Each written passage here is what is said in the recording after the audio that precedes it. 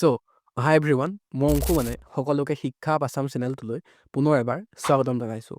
আৰু one shot ছিৰিজত আমি আজি আৰম্ভ কৰিবলৈ লৈছোঁ বিজ্ঞান বিষয়ৰ এচিড ক্ষাৰক আৰু লৱণ নামৰ চেপ্টাৰটো। ইতিমধ্যে আমাৰ ওৱান শ্বট ছিৰিজত আমি ইংৰাজী আৰু বিজ্ঞান বিষয়ৰ ভিডিঅ'ছ কভাৰ কৰিছোঁ আৰু আমাৰ চেনেলত সেই ভিডিঅ'ছখিনি আপলোড হৈ আছে। গতিকে যিসকল আজি প্ৰথম আহিছা চেনেলটোলৈ তেওঁলোকে চেনেলটো ভিজিট কৰি পেলাই ভিডিঅ'ছখিনি এবাৰ চাবাগৈ, যিহেতু মষ্ট ইম্পৰ্টেণ্ট ভিডিঅ'ছ তোমালোকৰ 2025 মেট্ৰিক পৰীক্ষাৰ বাবে। আৰু মই আশা কৰিম যাতে তোমালোকে চেনেলটো শ্বেয়াৰ কৰা, ছাবস্ক্ৰাইব কৰা আৰু ভিডিঅ'ছখিনি লাইক কৰি আমাক উৎসাহ যোগোৱা। গতিকে আহা বলম নকৰি আমি আজিৰ আমাৰ ভিডিঅ'টো আৰম্ভ কৰোঁ। এচিড ক্ষাৰক আৰু লৱণ বা এচিড বেছ এণ্ড চল্ট। আৰু আমি ট্ৰাই কৰিম যে আমি গোটেই চেপ্টাৰটো অলমষ্ট 30 to 35 মিনিটৰ ভিতৰত পঢ়ি শেষ কৰোঁ, কাৰণ যিহেতু আমাৰ হাতত বেছি সময় নাই। আৰু মই ট্ৰাই কৰিম যে মই সকলো ইম্পৰ্টেণ্ট চেপ্টাৰ তোমালোকক অলমষ্ট 20 জানুৱাৰীৰ আগত শেষ কৰাই দিম। আৰু তাৰপিছত প্ৰত্যেকটো চেপ্টাৰৰ ইম্পৰ্টেণ্ট কুৱেশ্যনছ আৰু প্ৰায় 10ৰ পৰা 15 মিনিটৰ ভিতৰত ৰিভিজন ভিডিঅ' তোমালোকৰ বাবে মই চেনেলটোত আপলোড কৰিম। গতিকে আহা টাইম ৱেষ্ট নকৰি আমি ডাইৰেক্ট আৰম্ভ কৰোঁ। প্ৰথমতে আমি চেপ্টাৰটোত পাম সূচক বা ইণ্ডিকেটৰ। এটা সূচক মানে কি?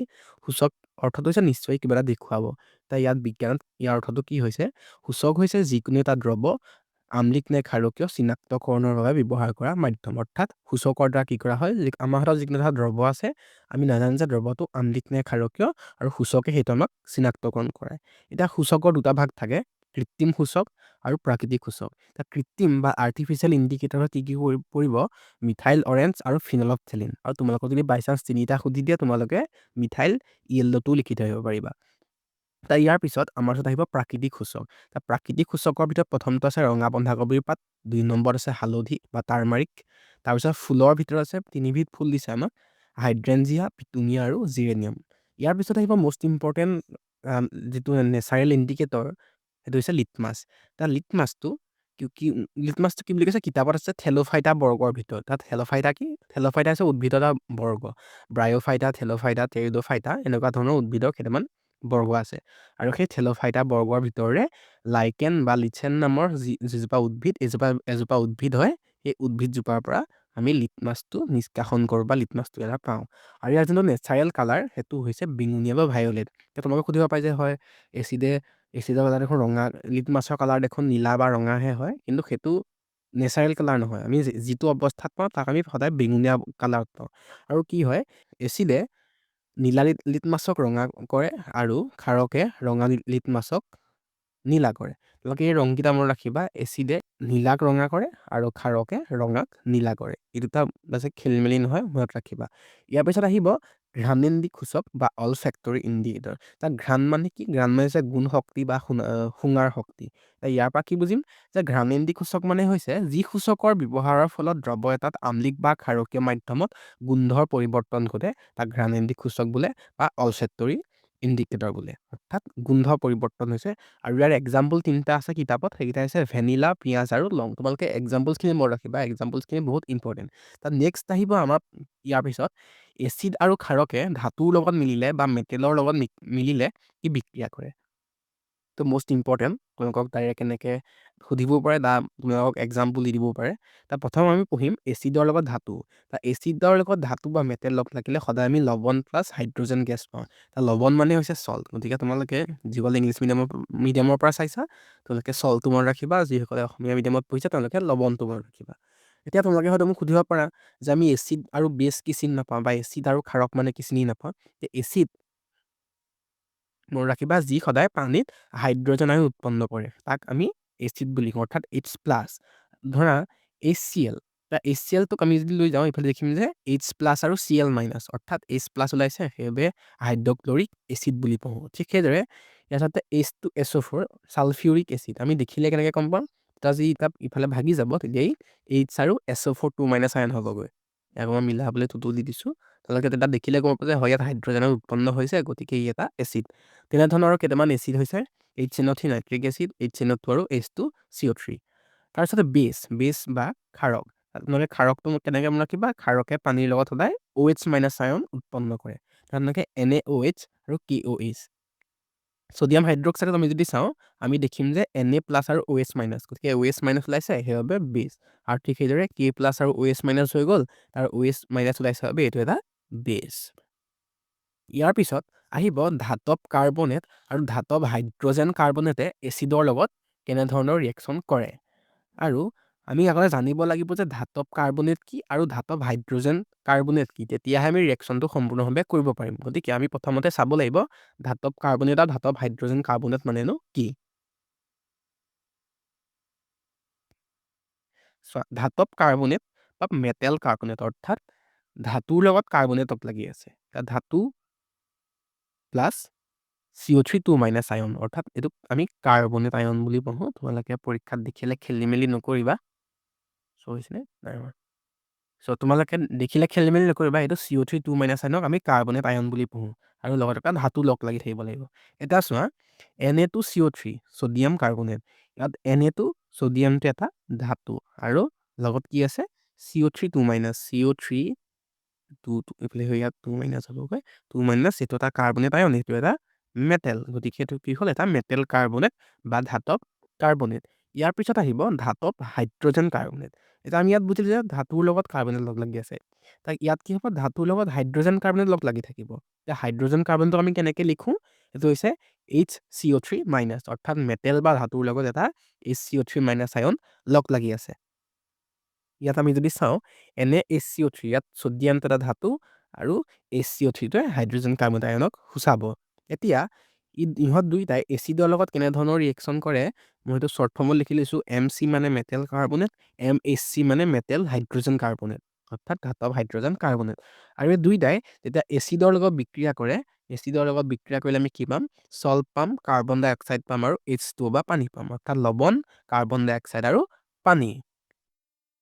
এইখিনিলৈকে মই আশা কৰিছোঁ তোমালোকৰ সকলো কথা ক্লিয়াৰ হ'ল। নেক্সট আমি পঢ়িম এচিড প্লাছ বেছৰ ৰিয়েকশ্যন হ'লে কি হয়, আৰু এচিড আৰু বেছৰ ৰিয়েকশ্যন যেতিয়া হ'ব তেতিয়া আমি কি পাম, লৱণ আৰু পানী পাম। এতিয়া এচিড আৰু বেছ অৰ্থাৎ এটা ইটো সিটোৰ বিপৰীত। এচিড আৰু বেছ যেতিয়া লগ লাগিব, ইটোৱে সিটোৰ যিটো প্ৰভাৱ, সেই প্ৰভাৱটোক নাইকিয়া কৰিব।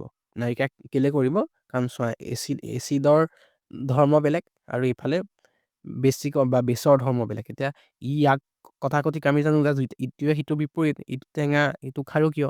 গতিকে যদি ইয়াক কাটে ইয়াক কাটিব, গতিকে দুইটা মিলি নিউট্ৰেল হৈ যাব, অৰ্থাৎ কাটি পেলাব ইটোৱে সিটোৰ যিটো প্ৰভাৱ আছিলে। আৰু সেইবাবে ইয়াক আমি কি বুলি পঢ়োঁ, প্ৰশমন বিক্ৰিয়া বা নিউট্ৰেলাইজেশ্যন ৰিয়েকশ্যন। তোমাক যদি সোধে কেলে কৰে বুলি বা নিউট্ৰেলাইজেশ্যন ৰিয়েকশ্যন বুলি কিয় কয়, তোমাকে লিখিব লাগিব যে যেতিয়া এচিড আৰু বেছে ৰিয়েকশ্যন কৰে তেতিয়া ইটোৱে সিটোৰ প্ৰভাৱক নাইকিয়া কৰে, সেইবাবেহে ইয়াক প্ৰশমন বিক্ৰিয়া বুলি কোৱা হয়। আৰু ইয়াত আমি কি পাওঁ, লৱণ আৰু পানী অৰ্থাৎ চল্ট প্লাছ ৱাটাৰ। উদাহৰণস্বৰূপে ছ'ডিয়াম হাইড্ৰক্সাইড আৰু হাইড্ৰক্লৰিক এচিড, এইটো এটা বেছ, এইটো এটা এচিড। এতিয়া আমি ইয়াৰ পৰা কি পাম, NaCl অৰ্থাৎ ছ'ডিয়াম ক্লৰাইড প্লাছ H2O। ইয়াত আমি কি পালোঁ, এটা লৱণ NaCl চল্ট হয়, আমি ইয়াক কমন চল্ট বুলি পঢ়োঁ। কমন চল্ট মানে কি, আমি যোনটো ঘৰত নৰ্মেলি নিমখ ইউজ কৰোঁ। এইটোত হৈছে এটা লৱণ আৰু লগত আমি কি পালোঁ, ৱাটাৰ পালোঁ। বুজি পালোঁ এইখিনিলৈকে। ইয়াৰ পিছত আমি পঢ়িব লাগিব এচিডৰ লগত ধাতৱীয় অক্সাইডৰ ৰিয়েকশ্যন হ'লে আমি কি পাওঁ। ধাতৱীয় অক্সাইড মানে কি, মেটেলিক অক্সাইড অৰ্থাৎ ধাতুৰ লগত অক্সাইড আয়ন লগ লাগি আছে বা অক্সিজেন আয়ন লগ লাগি আছে। গতিকে ইয়াত আমি কি পাম, লৱণ প্লাছ পানী অৰ্থাৎ চল্ট প্লাছ ৱাটাৰ। আৰু আমি যদি মন কৰোঁ, আমি দেখিম যে এইটো আৰু এইটো একেই। যদি মন কৰা, ইয়াত আমি দুইটাতে যিটো আমি প্ৰডাক্ট পাম বা যিটো আমি বিক্ৰিয়াটো সিফালে যিটো বিক্ৰিয়াজাত পাম, সেইটো সদায় একেই হয়। অৰ্থাৎ আমি লৱণ আৰু পানী পাম, ইয়াতো পাইছোঁ আৰু ইয়াতো পাইছোঁ। আৰু যিহেতু ইয়াৰ সৈতে একে উৎপন্ন কৰে, সেইবাবে আমি ইয়াক কি পঢ়োঁ, মেটেলিক অক্সাইডক আমি বেছিক অক্সাইড বুলিও পঢ়োঁ। বেছিক অক্সাইড বুলি কিয় পঢ়োঁ, কাৰণ চোৱা এইটো H2O হয়, ৱাটাৰ হয়। ইয়াত যেতিয়া আমি অক্সিজেন লগ পাম, সেইটো এইফালে গৈ OH- আৰু উৎপন্ন কৰে। OH- কি হয়, ক্ষাৰকৰ কাৰণে নহয় জানো, সেইবাবে আমি ইয়াক বেছিক অক্সাইড বুলি পঢ়োঁ। ইয়াৰ পিছত ইয়াৰ ঠিক উল্টা, ক্ষাৰকৰ লগত অধাতৱীয় অক্সাইড। ইয়াত আমি এচিড লৈছিলোঁ, ইয়াত ক্ষাৰক লৈছোঁ। ইয়াত এচিড, ইয়াত বেছ। ইয়াত আমি মেটেলিক অক্সাইড লৈছিলোঁ, ইয়াত আমি নন মেটেলিক অক্সাইড লৈছোঁ বা অধাতৱীয় অক্সাইড লৈছোঁ। আৰু চোৱা ইয়াতো একে হ'ব, ইয়াতো আমি চল্ট প্লাছ ৱাটাৰে পাম, লৱণ প্লাছ পানীয়ে পাম। আৰু যিকেইটা নন মেটেলিক হয়, ইয়াত যদি বেছিক আছিলে, ইয়াত কি হ'ব, উল্টা নহ'ব জানো, ইয়াত আমি H+ পাম ৱাটাৰৰ লগত লগ লাগিলে। আৰু ৱাটাৰৰ লগত লগ লাগিব H+ আয়ন মানে কি, এচিডিক অক্সাইড। এইখিনিলৈকে বুজি পালানে বাৰু তোমালোকে? যদি বুজি পাইছা দেন আমি নেক্সট আগবাঢ়ি যাওঁ, আৰু যদি তোমালোকে এইখিনিলৈকে একো বুজি পোৱা নাই দেন তোমালোকে কমেণ্ট কৰি দিবা, মই তলত আকৌ এবাৰ তোমালোকক সকলো কথা যিখিনি বুজি পোৱা নাই মই বুজাবলৈ চেষ্টা কৰিম। এতিয়া আমি পঢ়িব লাগিব এচিড আৰু বেছে, অৰ্থাৎ এচিড আৰু ক্ষাৰকে পানীৰ লগত বিক্ৰিয়া কৰিলে কি হয়। আমি অলমষ্ট মই তোমালোকক অকণমান আগত কৈ আহিছিলোঁ, আকৌ এবাৰ কৈ দিছোঁ চোৱা। এতিয়া এচিডে পানীৰ লগত লগ লাগে তেতিয়া হাইড্ৰজেন আয়ন উৎপন্ন হয় H+, কিন্তু এই H+ আয়নটো অকল থাকিব নোৱাৰে, সেইবাবে পানীৰ লগত লগ লাগি ই H3O হিচাপে থাকে, আৰু সেইবাবে আমি ইয়াক কি পঢ়োঁ, আমি ইয়াক পঢ়োঁ হাইড্ৰনিয়াম আয়ন। তোমালোকৰ পৰীক্ষাত যদি কুৱেশ্যন আহে তোমালোকৰ আগত যদি H+ নিদি যদি এচিডৰ লগত যদি H3O+ লিখা থাকে, তোমালোকে কিন্তু খেলমেল নকৰিবা, কাৰণ দুইটা একেটা বস্তুৱে। আৰু ঠিক সেইদৰে এতিয়া বেছৰ লগত অৰ্থাৎ ক্ষাৰকৰ লগত যেতিয়া পানী মিহলি হয় তেতিয়া আমি কি পাম, OH- আয়ন পাম। তোমালোকে বুজি পালানে বাৰু? দেন মই আগলৈ আগবাঢ়িছোঁ। ইয়াত আমি পঢ়িব লাগিব ক্ষাৰ মানে কি। ক্ষাৰ যাক আমি ইংৰাজীত এলকালি বুলি পঢ়োঁ। এলকালি কি হৈছে, পানীত দ্ৰৱীভূত হোৱা ক্ষাৰক ক্ষাৰ বোলে। চোৱা, এইটো হৈছে ক্ষাৰক, এইটো হৈছে ক্ষাৰ। আৰু তোমালোকৰ পৰীক্ষাত কুৱেশ্যন আহিব পাৰে যে সকলো ক্ষাৰক ক্ষাৰ নহয় কিয়। তোমালোকে মনত ৰাখিবা যে চোৱা, ক্ষাৰ কাক বোলে, যিবোৰ ক্ষাৰক পানীত দ্ৰৱীভূত হয়, অৰ্থাৎ যিবোৰ ক্ষাৰক পানীৰ লগত মিলি যাব পাৰিছে তাহাঁতকহে ক্ষাৰ বুলি কৈছোঁ। এতিয়া সকলো ক্ষাৰেই ক্ষাৰক নহয়, সকলো ক্ষাৰেই ক্ষাৰক, অৰ্থাৎ যিটো ক্ষাৰ হৈছে ই আগতে ক্ষাৰক আছিলে, ই ক্ষাৰকৰ লাইনত পৰে কাৰণে ইয়াক আমি ক্ষাৰ বুলি পঢ়িছোঁগৈ, কাৰণ ই পানীত দ্ৰৱীভূত হোৱা ক্ষাৰক। কিন্তু সকলো ক্ষাৰকে পানীত দ্ৰৱীভূত নহয়, সেইবাবে আমি সকলো ক্ষাৰকে ক্ষাৰক বুলি ক'ব নোৱাৰোঁ। বুজি পালোঁ? ইয়াৰ পিছত আমি পঢ়িব লাগিব এটা সৰু টপিক, লঘুকৰণ বা ডাইলুশ্যন। লঘুকৰণ মানে কি, কিবা এটা বস্তু আমি পাতলাই দিছোঁ। আমি যদি পঢ়োঁ লঘুকৰণ, আমি বোজা এটা আছিলে আমি কমাই দিলোঁ, অকণ পাতল কৰি দিলোঁ। বুজি পাইছানে? ইয়াৰ আমি ডেফিনেশ্যনটো কেনেকুৱা ধৰণৰ, এচিড আৰু ক্ষাৰকৰ লগত, এচিড বা ক্ষাৰকৰ লগত যেতিয়া পানীৰ বিক্ৰিয়া হয় তেতিয়া প্ৰত্যেক ইউনিট আয়নত, প্ৰত্যেকটো একক আয়নত, আয়ন মানে ইয়াত আয়ন কি কি, এচিডৰ বাবে H3O+ আৰু ক্ষাৰকৰ বাবে OH-। তাৰ যিটো গাঢ়তা প্ৰত্যেকটো ইউনিটত কম হৈ আহি থাকে। অৰ্থাৎ তুমি 1 ml পানী মিহলালা, তাৰ যিটো গাঢ়তা আছিলে ইমান আছিলে, তেতিয়া গৈ অকণ কমি গ'ল, তাৰপিছত আৰু অলপ পানী মিহলালা, লাহে লাহে গাঢ়তাটো কমি আহি থাকিব, তললৈ কমি আহি থাকিব। আৰু গাঢ়তাটো কম হোৱাৰ বাবে ইয়াক আমি কি বুলি পঢ়োঁ, ডাইলিউশ্যন বা লঘুকৰণ। ইয়াৰ পিছত আমি পঢ়িব লাগিব pH স্কেল। আৰু মনত ৰাখিবা pH স্কেলক আমি ইউনিভাৰ্চেল ইণ্ডিকেটৰ বা সাৰ্বজনীন সূচক হিচাপে পঢ়োঁ। তোমালোকৰ পৰীক্ষাত আহিব পাৰে যে সাৰ্বজনীন সূচক কাক বোলে, তাত তোমালোকে লিখিব লাগিব আমি দ্ৰব্য এটাৰ গাঢ়তা পৰিমাপৰ বাবে যিডাল স্কেল ব্যৱহাৰ কৰোঁ সেইটো হৈছে pH স্কেল, আৰু pH স্কেলডালকে সাৰ্বজনীন সূচক হিচাপে কোৱা হয়। আৰু কিয় কোৱা হয়, কাৰণ সমগ্ৰ বিশ্বতে আমি ইয়াক ব্যৱহাৰ কৰোঁ, ইয়াৰ যিটো মান দিবই সেইটো অলমষ্ট শুদ্ধ হয়।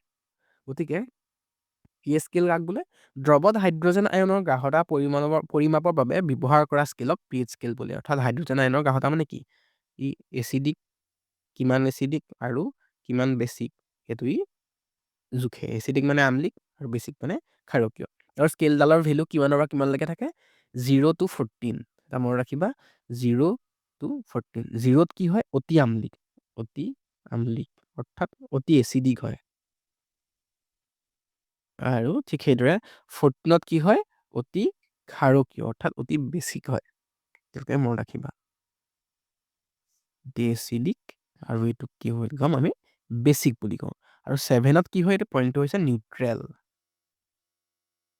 তাৰপিছত আহিব গ্ৰেটাৰ দেন 7 আৰু লেছ দেন 7। লেছ দেন 7 হ'লে কি হ'ব, ই এচিডিকত পৰে এইখিনি, আৰু গ্ৰেটাৰ দেন 7 হ'লে কি হয়, বেছিক। মনত ৰাখিবা 1 to 6 হ'লে এইখিনি এচিডিকৰ ভিতৰত থাকিব, 7ত হ'ব নিউট্ৰেল, আৰু 7ৰ পিছত 8ৰ পৰা 14লৈকে এইখিনি কি হ'ব, বেছিকত পৰিব। তোমালোকে এইখিনি খেলমেল নকৰিবা, তোমালোকে জাষ্ট এনেকৈ মুখস্থ ৰাখি গ'লেই হ'ল, বৰ বেছি একো টান কাম নহয়। আৰু ইয়াৰ পিছত আমাৰ কিতাপত যিকেইটা এক্সাম্পল আছিলে, এই 5টা আছিলে, এই 5টা তোমালোকে মনত ৰাখি যাবা। প্ৰথমটো হৈছে পাচক ৰস। পাচক ৰস এতিয়া কৈ পালা, আমাৰ দেহৰ ভিতৰত, পেটৰ ভিতৰত যে পাচক ৰস থাকে, যি খাদ্য পচায়, তাৰ যিটো pH হৈছে, pH হৈছে 1.2। এতিয়া 1.2 মানে কি, চোৱা 0ৰ অতি ওচৰত, অৰ্থাৎ ই অতি আমলিকৰ ভিতৰতে পৰে, অৰ্থাৎ ই বহুত এচিডিক হয়, অতি এচিডিক হ'ব। নেমু ৰস, আমি যোন টেঙা খাওঁ, টেঙাৰ 2.2, ই 0 যে অতি আমলিক, ইও 2.2 বহুত বেছি দূৰ নহয়, কিন্তু হ'লেও ই অতি আমলিক নহ'লেও এচিডিকতে পৰিব, হাই এচিডিকেই হয়, গতিকে ইও এচিডিক হ'ব। তাৰ ইয়াৰ পিছত আমি যদি চাওঁ বিশুদ্ধ পানী আৰু তেজ, যিটো আমি নৰ্মেল যিটো ক্লিয়াৰ ৱাটাৰ পাওঁ আৰু আমাৰ যিটো দেহৰ যিটো তেজ তাৰ যিটো pH সেইটো হৈছে 7.4, অৰ্থাৎ ই এচিডিকো নহয় বেছিকো নহয়, ই নিউট্ৰেল। 7ৰ ওচৰত নিউট্ৰেলত থাকে, 7ৰ ভিতৰত থকাটোক আমি নিউট্ৰেল বুলি কওঁ। ইয়াৰ পিছত আহিব আমাক দুটা বেছিক দিছে, সেইটো হৈছে মেগনেছিয়াম দুগ্ধ আৰু ছ'ডিয়াম হাইড্ৰক্সাইড। এই দুটা কি হৈছে বেছিক, কাৰণ চোৱা 7তকৈ বেছি আৰু 8ৰ পৰা 14লৈকে থাকিলে কি হয় বেছিক হয়। গতিকে মেগনেছিয়াম দুগ্ধ আৰু মেগনেছিয়াম মিল্ক আৰু ছ'ডিয়াম হাইড্ৰক্সাইড এই দুইটাই বেছিকৰ ভিতৰত পৰে। ইয়াৰ পিছত আমাৰ পৰীক্ষাৰ বাবে মোষ্ট ইম্পৰ্টেণ্ট এটা শ্বৰ্ট কুৱেশ্যন MCQ পৰীক্ষাত বাই চান্স আহি যাব পাৰে। এইটো হৈছে আমাৰ মানৱ শৰীৰৰ বা আমাৰ হিউমেন বডিৰ pHটো কিমান হয়। তাই আমাৰ হিউমেন বডিৰ pHটো হৈছে 7ৰ পৰা 7.8, অৰ্থাৎ ইও নিউট্ৰেল হৈ কাম কৰে। চোৱা 7টো কি আছে নিউট্ৰেল বুলি পঢ়িছিলোঁ নে, গতিকে 7ৰ পৰা 7.8ৰ ভিতৰত ই অলমষ্ট নিউট্ৰেল। আৰু ইয়াৰ পিছত আহিব এচিড বৰষুণ কাক বোলে। এইটো ডেফিনেশ্যনছ পৰীক্ষাত প্ৰায় দেখিবলৈ পোৱা যায়, আগতে আহিছিলে। তাৰ এচিড বৰষুণ কেতিয়া হয়, যেতিয়া বৰষুণৰ পানীৰ pHৰ মান 5.6তকৈ কম হয়। অৰ্থাৎ চোৱা 7তকৈ কম হ'লে, 7তকৈ যেতিয়া কম হয় সেইটোক আমি কওঁ এচিডিক। তাৰ 5.6 মানে কি অলমষ্ট সি এচিডিক নহ'লেও মানে প্ৰায় এচিডৰ ওচৰা ওচৰি অলপ চব। কিন্তু যেতিয়া 5.6তকৈ কম হ'ব ই লাহে লাহে বেছি এচিডিক হৈ আহি থাকিব, অৰ্থাৎ এচিডৰ যিটো পৰিমাণ সেইটো বাঢ়ি বাঢ়ি গৈ থাকিব। আৰু তেতিয়া আমি ইয়াক কি বুলি কওঁ এচিড ৰেইন বুলি কওঁ। এচিড ৰেইনৰ ডেফিনেশ্যন বাই চান্স পৰীক্ষাত সুধিব পাৰে, বা ডেফিনেশ্যন নসুধিলেও pHৰ যিটো মান সেই pHৰ মানে তোমালোকক সুধিব পাৰে। তো তোমালোকে যেতিয়া pHৰ মান মই তোমালোকক লিখাই দিছোঁ সেইকেইটা মনত ৰাখিবলৈ চেষ্টা কৰিবা, পৰীক্ষাত অহাৰ চান্সেছ খুবেই বেছি।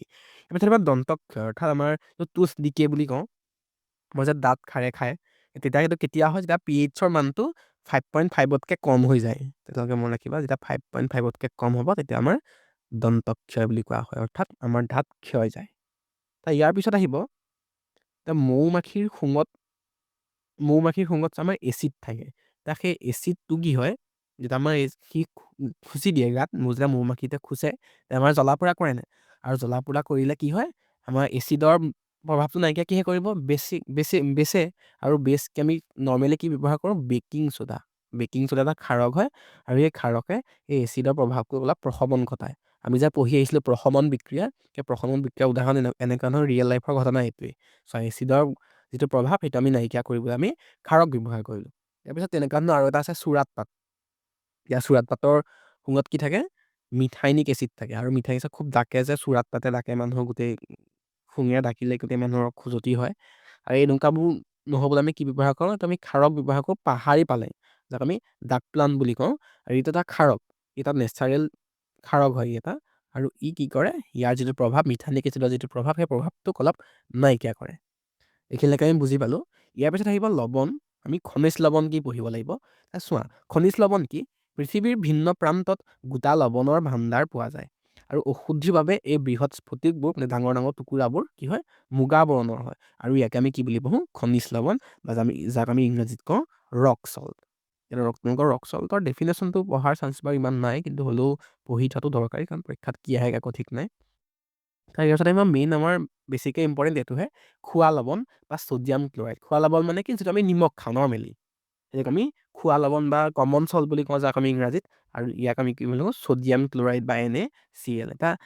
ইয়াক আমি কি কি কামত ব্যৱহাৰ কৰোঁ, কি কি বনাবলৈ, সেইখিনি আমাৰ ইয়াত কিতাপত আছে। এইখিনি মই জাষ্ট তোমালোকক সৰুকৈ লিখি লৈছোঁ। Sodium hydroxide NaOH, baking soda NaHCO3, কাপোৰ ধোৱা ছ'ডা Na2CO3 TNS2, এইখিনি চাগে দত এটা আছে, আৰু ব্লিচিং পাউডাৰ CaOCl। এইখিনি আমি অলপ শ্বৰ্টকৈ ডিছকাছ কৰি লওঁ। এতিয়া চোৱা আমি প্ৰথমতে আছিলে ছ'ডিয়াম হাইড্ৰক্সাইড বা NaOH। এতিয়া চোৱা যেতিয়া আমি কি হয় ছ'ডিয়াম ক্লৰাইডৰ একুৱাছৰ লগত, একুৱাছ মানে কি আমি জুলীয়া, আমি ফাৰ্ষ্ট চেপ্টাৰটো পঢ়ি আহিছিলোঁ, যিসকলে পঢ়া নাই তোমালোকে গৈ চাই আহিব পাৰা, যিসকলে একুৱাছ মানে কি নাজানা। আৰু ইয়াক আমি কি বুলি কওঁ ছ'ডিয়াম ক্লৰাইডৰ যিটো একুৱাছ ফৰ্ম তাক আমি ব্ৰাইন বুলি কওঁ। তাৰ ব্ৰাইনৰ লগত আমি যদি পানী মিহলাই দিওঁ, পানীটো এটা লিকুইড, তেতিয়া আমি কি পাম ছ'ডিয়াম হাইড্ৰক্সাইড পাওঁ, যিটো একুৱাছ হয় অৰ্থাৎ ইউ জুলীয়া। লগত আমি কি পাওঁ এন'ডত পাওঁ ক্লৰিন গেছ, আৰু কেথডত পাওঁ হাইড্ৰজেন গেছ। তোমালোকে হয়তো এন'ড আৰু কেথড ভালদৰে নুবুজিব পাৰা, তো মনত ৰাখিবা এন'ড মানে মাইনাছত, কেথড মানে প্লাছত। ইয়াতকৈ বেছি এতিয়া হয়তো বুজিবলৈ সময় নাই আমাৰ হাতত, মই জাষ্ট শ্বৰ্ট ফৰ্মত তোমালোকক কৈ গৈছোঁ। আৰু এতিয়া যিটো আমি কিবা একুৱাছ হয় মনত ৰাখিবা, ইয়াৰ যিটো ষ্টেট হয় সেইটো তোমালোকে মনত ৰাখিব লাগিব, সদায় ষ্টেটছকেইটা মনত ৰাখিবা। আৰু ছ'ডিয়াম হাইড্ৰক্সাইডৰ যিকেইটা ব্যৱহাৰ হ'ব মই তোমালোকৰ স্ক্ৰীণত শ্ব' কৰাই দিছোঁ।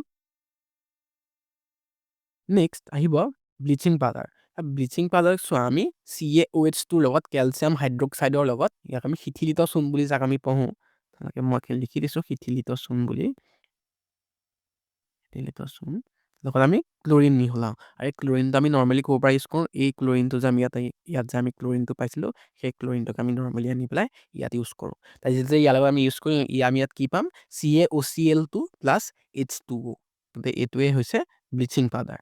এইটোকে আমি ব্লিচিং পাউডাৰ হিচাপে পঢ়োঁ। আৰু ইয়াৰ যিখিনি ব্যৱহাৰ মই তোমাৰখিনি স্ক্ৰীণত শ্ব' কৰাই দিছোঁ। নেক্সট ইয়াৰ পিছত আমি পঢ়িব লাগিব বেকিং চ'ডা। বেকিং চ'ডা আমি কেতিয়া পাম, যেতিয়া আমি ছ'ডিয়াম ক্লৰাইডৰ লগত, যিটো নিমখ নৰ্মেলি চল্টৰ লগত পানী, কাৰ্বন ডাই অক্সাইড আৰু এমনিয়া আয়ন ইউজ কৰোঁ, NH3, তেতিয়া আমি কি পাম, এমনিয়াম ক্লৰাইড NH4Cl লগত NaHCO3। NaHCO3টোৱে কি হৈছে, বেকিং চ'ডা। অ'কে, মনত ৰাখি ল'বা। আৰু চোৱা, যেতিয়া আমি নৰ্মেলি যেতিয়া পাকঘৰত আমি যেতিয়া কাম কৰি থাকোঁ, তেতিয়া আমি কি পাম, NaCO3, এতিয়া যে আমি ইয়াৰ বেকিং চ'ডা যদি আমি হিট কৰি দিওঁ, এতিয়া কি হয়, Na2CO3 plus H2O plus CO2 পাওঁ, বুজিছানে? তোমালোকে এইটো মনত ৰাখি ল'বা। নেক্সট বেকিং পাউডাৰ হৈছে NaCO3 লগত যেতিয়া আমি মৃদু এচিড আমি ইউজ কৰোঁ। মৃদু এচিড মানে কি, যিটো বেছি মানে অতি আম্লিক নহয়, ইয়াৰ pH-টো ধৰা নৰ্মেলি 5-6 ইমানমান থাকে, অৰ্থাৎ অতি বেছি এচিডিক নহয়, তেনেকুৱাবোৰৰ লগত লগ লাগিলে বেকিং পাউডাৰটো ইউজ কৰোঁ। আৰু নেক্সট আহিব কাপোৰ ধোৱা চ'ডা। কাপোৰ ধোৱা চ'ডাটো আমি কেনেকৈ পাওঁ, Na2CO3, অৰ্থাৎ Na2CO3 লগত যেতিয়া আমি ৱাটাৰ ইউজ কৰোঁ, তেতিয়া আমি কি পাওঁ, Na2CO3 মানে এইটো চোৱা, Na2CO3 বেকিং চ'ডাৰ লগত Na2CO3 লগত যেতিয়া আমি পানী ইউজ কৰোঁ, তেতিয়া আমি Na2CO3.10H2 পাওঁ। এটা ডটটোৱে কি বুজাইছে, যে এই 10টা পানীৰ আয়ন ই এটাই শ্বেয়াৰ কৰিছে, বুজিছেনে? নেক্সট আমি পঢ়িব লাগিব প্লাষ্টাৰ অফ পেৰিছ বা POP। ইয়াক আমি কি নৰ্মেলি ইয়াৰ যিটো ফৰ্মুলা নাম সেইটো হৈছে কেলছিয়াম ছালফেট হেমিহাইড্ৰেট। এতিয়া চোৱা, CaSO4.2H2O, যাক আমি জিপচাম বুলি কওঁ, আমি ডট দি 2H2O কেলৈ দিলোঁ, চোৱা, অৰ্থাৎ CaSO4-এ দুটা পানীৰ আয়ন, অৰ্থাৎ CaSO4-এ দুটা পানীৰ আয়ন শ্বেয়াৰ কৰে, গতিকে ইয়াক আমি জিপচাম বুলি পঢ়োঁ। আমি ডটটো সেইকাৰণেহে দিওঁ, তোমালোকে খেলি মেলি নক'বা আমি ডটটো যে কেলৈ দিওঁ। আৰু কি হয়, ই নৰ্মেলি গোটা হয়। আৰু যেতিয়া আমি ইয়াক হিট কৰোঁ, আমি ইয়াক তাপ দিওঁ, তেতিয়া ই কি হয়, CaSO4 হাফ H2 হৈ যায়। হাফ H2 কেলৈ হৈ যায়, চোৱা, এইটো নৰ্মেলি আমি 2H2 হিচাপে লিখিব লাগে, কিন্তু আমি অকল এইফালে যে অকল এটা দেখাব খুজিছোঁ, চোৱা, এইখিনি আমি 2টা দিব লাগে। কিন্তু চোৱা, যেতিয়া আমি নৰ্মেলি এইখিনি যদি 2 দি দিওঁ, এইখিনি যদি 2 দিবলৈ হয়, এইখিনিত আমি 2 দিব লাগিব, কিন্তু আমি ইয়াত অকল এটা আয়ন দেখাব খুজিছোঁ কাৰণে আমি হাফ দিছোঁ, অৰ্থাৎ CaSO4-ৰ এটা আয়নে আধা শ্বেয়াৰ কৰে। ইয়াত দুটা আয়নে দুটা শ্বেয়াৰ কৰিছে, ইয়াত আমি অকল এটা আয়নে আধা শ্বেয়াৰ কৰিছে বাবে আমি ইয়াত অকল এইখিনি হাফ দিছোঁ। আৰু ইয়াৰ যিটো নৰ্মেল ফৰ্ম, সেইটো হৈছে পাউডাৰ ফৰ্ম, অৰ্থাৎ আমি ইয়াক পাউডাৰ ফৰ্মত পাওঁ। আৰু চোৱা, আমি যদি ব্যৱহাৰ পঢ়োঁ, জিপচামৰ ব্যৱহাৰ হৈছে, ইয়াত আমি ভগা হাড় জোৰা লগা সময়ত ব্যৱহাৰ কৰোঁ, এইটো বহুত ইম্পৰ্টেণ্ট হয়। ভগা হাড় জোৰা লগাওঁতে কিছু আমাৰ যিটো ফ্ৰেকচাৰ হয় যে সময়ত যিটো লেপ এটা যে ভৰি চৰিত বা যোনটো অংশ ভাগে তাত যে লগাই দিয়া হয়, তাত জিপচামৰ ইউজ কৰা হয়। আৰু চোৱা, CaSO4 হাফ H2, অৰ্থাৎ প্লাষ্টাৰ অফ পেৰিছৰ যিটো ব্যৱহাৰ, সেইটো হৈছে পুতলা বনোৱা, ঘৰ সজোৱাৰ সামগ্ৰী, আৰু ল'ৰা ছোৱালীক খেলা সামগ্ৰী, আৰু মসৃণ তল, এই 3টা ব্যৱহাৰ পৰীক্ষাত বাই চান্স আহি যাব পাৰে। চ' আই হোপ তোমালোকে গোটেই চেপ্টাৰটো অলমষ্ট বুজি পালা। ইয়াৰ পিছত নেক্সট এই চেপ্টাৰটোৰো মই অকল মষ্ট ইম্পৰ্টেণ্ট কুৱেশ্যনছৰ ভিডিঅ' এটা আপলোড কৰি দিম তোমালোকৰ চেনেলত। মেবি এইকেইটা ভিডিঅ'ছ বিহুৰ পিছত আহিব, কিন্তু মই আশা কৰিম তোমালোকে এই চেপ্টাৰত অকল তোমাৰ সেইখিনি কুৱেশ্যন যদি তোমালোকে কৰি যোৱা, মই চিয়'ৰ যে তোমালোকৰ মষ্ট অফ দি কুৱেশ্যনছ পৰীক্ষাত কমন পৰিব।